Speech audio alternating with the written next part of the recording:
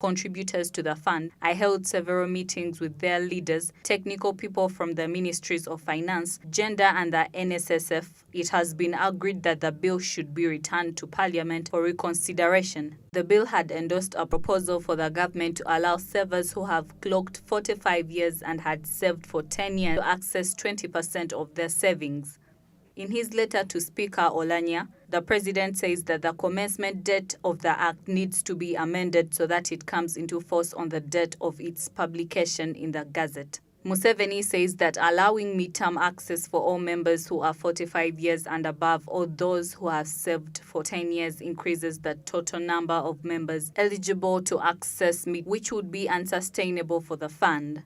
However, Oulanyah said that the NSSF bill matter is no longer with the 11th Parliament as per his ruling last week regarding the lapse of all pending business of the 10th Parliament.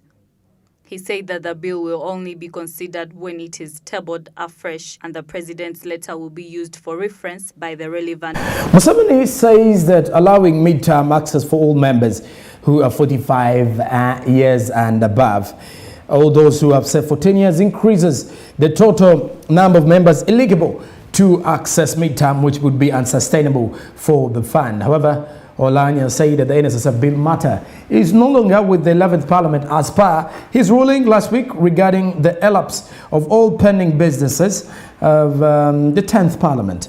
He said that the bill will only be considered when it's tabled afresh and the president's letter will be used for reference by the relevant committee. Still with Uganda though, MPs are set to consider increasing National Medical Store annual budget by 100 billion for mama kits and drugs. Led by Ignatius Mudimi Wamakuyu, the vice chairperson, Budget Committee, and Kefa Kiwanuka, the Finance Committee chairperson, the legislators made the remark after touring the National Medical Stores warehouse in Entebbe and the new warehouse project in Kajansi. More of this story. Members of Parliament on the Committees of Finance, Budget and Health say there is a need to increase the annual budget of National Medical Stores, NMS, by an additional 100 billion shillings. They note that the agency's budget for essential medicines has stagnated around shillings 200 billion since 2016 to 2017 financial year, and yet an estimated 1.3 million people are born every year. Led by Ignatius Mudimi Wamakuyu, the Vice Chairperson, Budget Committee, and Kefa Kiwanuka, the Finance Committee Chairperson, the legislators made the remark after touring the NMS warehouse in Entebbe and the new warehouse project in Kajansi. They say the additional funds will facilitate the increased supply of essential medicines and medical supplies to the upgraded Health Center 2 and 3 and also supply more obstetrics packages, commonly known as mama kits, for expectant mothers who deliver in health facilities and other items. In the past 2 financial years, the Ministry of Health planned to upgrade 160 Health Center 2 to Health Center 3 in the 285 sub-countries that did not have Health Center 3 in 2018 to 2019 financial year. In the 2020 to 2021 budget speech, the Minister for Finance, Matia Kasaija, noted that Uganda had 1,327 functional Health Center 3 and that 41 Health Center 2 would be upgraded to Health Center 3 in the next financial year. It should be noted that in the 2020-2021 budget speech, the Minister of Finance, Planning and Economic Development, Matia Kasaija, noted that Uganda had 1,327 functional healthcare center 3s and that the 41 health center 2s would be upgraded to health center 3s in the next financial year. And in the past 2 financial years, the Ministry of Health has actually planned to upgrade 160 health centers 2s to health center 3s in the 285 sub-counties that did not have healthy center 3s in the 2018-2019 financial year. Moving on, businessman Francis Onebe has been remanded over murder of wife whose body was recovered in a septic tank. Onebe was brought before court together with Boni Oriokot, a private security guard, and the charges related to the murder of a CEO were read before them. More of the details. The Chief Magistrate's Court in Makindye has remanded to Chitalia Government Prison the businessman Francis Onebe over the murder of his wife. After missing for almost 9 months, the body to Immaculate Mary Blessing Asio, the wife to Onebe, was recovered from a septic tank in the couple's Marito home in Munyonyo, leading to his arrest. The court was told that Francis Onebe, an accountant, Boni Oriokot, a security guard attached to Pentagon Security Limited, and others still at large during the month of January 2021 at Mawanga Zone LC1 in Munyonyo, Makindye Division in Kampala District, murdered Asio Immaculate Mary Blessing Onebe. However, the duo was not allowed to plead to the charges since they are capital in nature and are only triable by the High Court. The state prosecutor, Lydia Nakato, told court that investigations into the case are still ongoing and asked for more time. The Makindye Chief Magistrate, Sarah Ann Basemera, adjourned the case to September 30th for And right now, in that particular one, that is a sad incident because the late CEO Onebe has been lost for a period of 9 months, and not until the police and the other authorities carried out the investigations to find her dead, to find her corpse in a septic tank at their residence in Munyonyo. So Mr. Onebe is actually facing charges together with his security guard. Let's move on. The Finance Minister, the Minister of Finance, Planning and Economic Development, Honorable Matia Kasaija, has confirmed economic growth has dropped by 3%, down from 6%. While addressing journalists in Kampala at the media center, the minister attributed the drop to the ongoing effects of COVID-19. Pedison Mumbere reports.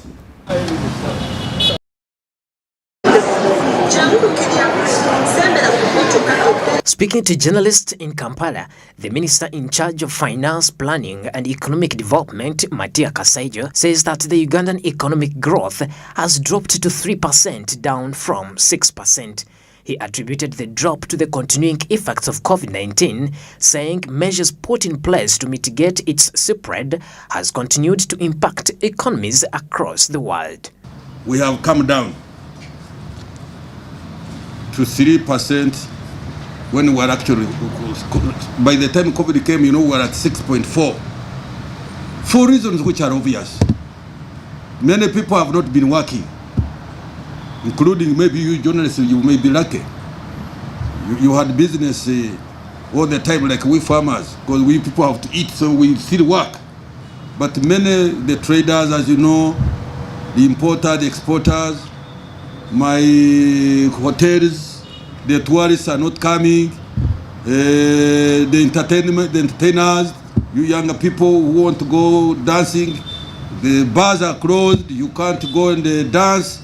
So, the machinery, the economic machinery has slowed down, for sure, there's no question about that.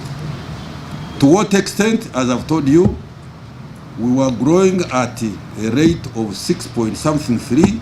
Now, the latest figures that have been given by my statistics people, we are around 3.3, something like that. Don't lose heart. In life, there are ups and downs, ups and downs. We are now in down, but I can assure you, if COVID today could subside drastically, I can tell you will see this economy booming once again. The contained efforts that involved quarantines, lockdowns and widespread restrictions on labor mobility and travel have helped contain the virus and save lives, but have resulted in a decline in consumption, sharp cutbacks in most service sector activities, increased risk aversion and elevated capital outflow, especially from emerging markets and developing economies. The minister, however, urged Ugandans to go for vaccination, then after the government would consider a full reopening of the economy. To go for vaccination, according to the Minister of Health ranges, we are getting a lot of vaccines that are coming. I hear in some places in the villages, people are saying, somebody was talking on the phone, they said, if you go for vaccination, then you'll become impotent. Please remove all those negative things really. How? I am here, I am. I have had my two. I can't claim that I'm important. So please remove those myths.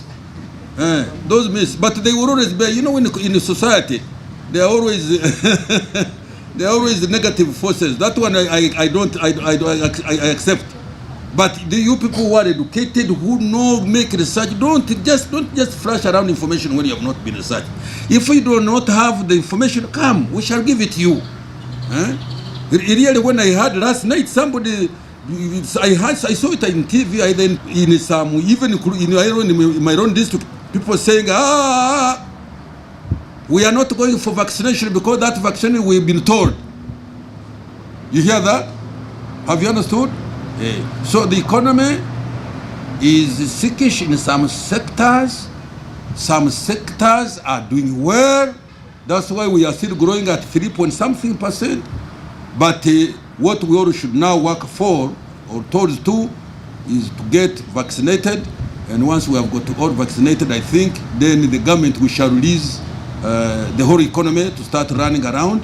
And with the people who are annoyed because this disease, by being by forcing us to lock down the economy, they have lost time, they have lost money, they won't work like really bees. They work like bees so that this economy can move again. Thank you. Asked about what the ministry has done to big companies which are exiting the Ugandan market, the minister said that they did not approach his office for any help, saying distressed companies should instead approach the government for an advice or help before taking such a decision. I can't force anybody. They came voluntarily. We did not force them. If they come here and they find that now the environment is no longer conducive for them to do businesses which they thought what they should do, there is no way. We are not chasing them. We are not chasing them. It's like you Ugandans, you are here. If tomorrow you decide to say, can I prevent you? The environment, yes, as I told the environment, the demand, take the supermarkets and whatnot, the demand is no longer for the products that there was when they came here, when the economy was still ticking at a very, very, very, very high speed. So, but my appeal to any company who is doing business here, please, we are going to have a very nice economy, a thriving economy. Stay put. You can size down. I can appreciate that one. You can size down because if you are not getting a lot of money, that means you are not. If you are not making many sales, that means you are not making money, and therefore you will end up in having your overheads exceeding even your revenue. In the last 10 years, a number of big brands, including British Airways, Vodacom, Barclays, and Etihad Airline, among others, left Uganda. Large brands such as retail chains including ShopRite, game stores, and telecom company Africell have exited Uganda as well, citing shrinking sales and returns or slow growth. However, the minister said they are still investigating the reasons as to why the companies are leaving the country, saying it may be beyond shrinking sales. None has come to me. The governor is here. None has come to me. I have not had anybody coming to say, Minister, we are having a problem here, problem here, problem here. Would you want to help this area? If it is possible to help, we shall help. I just hear people are going out just like that. So that's why I said those are good weather friends. When there is some little pain somewhere, say, So even our revenue authorities are also working on something. I don't want to reveal it now. They are working on something. Maybe of this company, either they were not fulfilling certain obligations. Now, because things are now getting a bit tighter, and the government also now is looking very closely. You know, I need to get money. I need to get taxes to do all sorts of things. My expenditure actually has gone up much. The needs now are far higher today than they were before COVID came. So I need more revenues. The growth had slowed down largely due to COVID-19, resulting into a sharp decline in domestic and international investment and deceleration in private consumption. Therefore, the impact of COVID-19 has already deterred recovery in the export sectors and adversely impacted a rebound in foreign direct investment, tourism, and remittances. All these contractions have in any way affected business, which the World Bank has predicted could lead to more severe social and economic impacts and amplify external and fiscal imbalances. Pedson Mumbere, Smart 24. The growth had slowed down, largely due to COVID-19, resulting in a sharp decline in domestic and international investment and deceleration in private consumption. That brings us to the end of our news hour. Coming up next, I have an interview where we are going to be discussing gladly in the terms of youth entrepreneurship, and in that particular one we will be joining a special guest via a Zoom interface, as we'll get to understand what is making way across the economy in Uganda. So keep it SMB.